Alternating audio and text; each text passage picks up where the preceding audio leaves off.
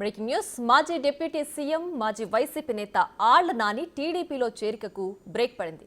Cabinet meeting తర్వాత చంద్రబాబు సమక్షంలో చేరతారని తొలుత ప్రచారం జరిగింది.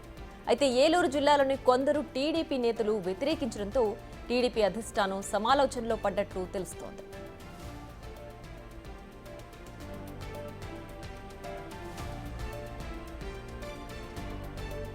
కూటమికి వైసీపీ మాజీ ఎమ్మెల్యే అవసరం ఏముందని కొందరు తెలుగు తమ్ముళ్లు అభ్యంతరం తెలుపుతున్నారు.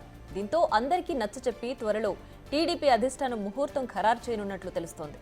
ఇదే అంశంపై ఏలూరు జిల్లా టీడీపీ నేతలకు జిల్లా పార్టీ అధ్యక్షుడు గన్ని వీరాంజనేయులకు మధ్య చర్చలు జరుగుతున్నాయి.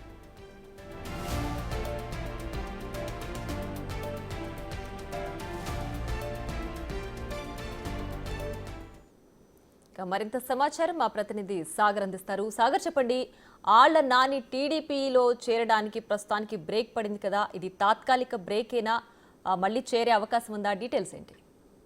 మాజీ ఉప ముఖ్యమంత్రి వైసీపీ నేత ఆళ్ల నాని టీడీపీలో చేరిక ఖాయం అనుకుంటున్న సందర్భంలో తాత్కాలికంగా బ్రేక్ పడిందని ఆయన అంచనాలు చెప్తున్నారు. ఏలూరు నియోజకవర్గ టీడీపీ నేతలు వైసీపీ నుండి ఆళ్ల నాని టీడీపీలో చేరడాన్ని పూర్తిగా వ్యతిరేకిస్తున్నారు. అయితే రాజకీయాలకు దూరంగా ఉంటానని ప్రకటిస్తున్న ఆళ్ల నాని మరలా టీడీపీలోకి రావాల్సిన అవసరం ఏమొచ్చిందంటూ కూడా ప్రశ్నిస్తున్నారు.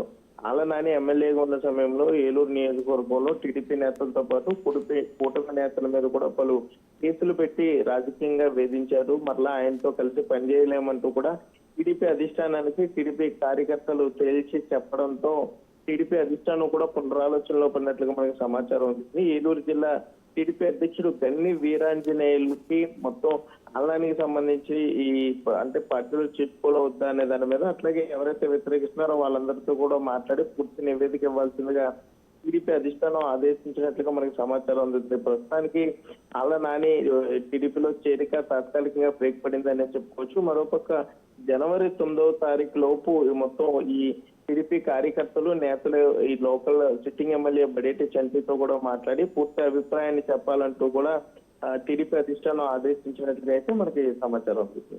Right Sagar, thanks for the updates.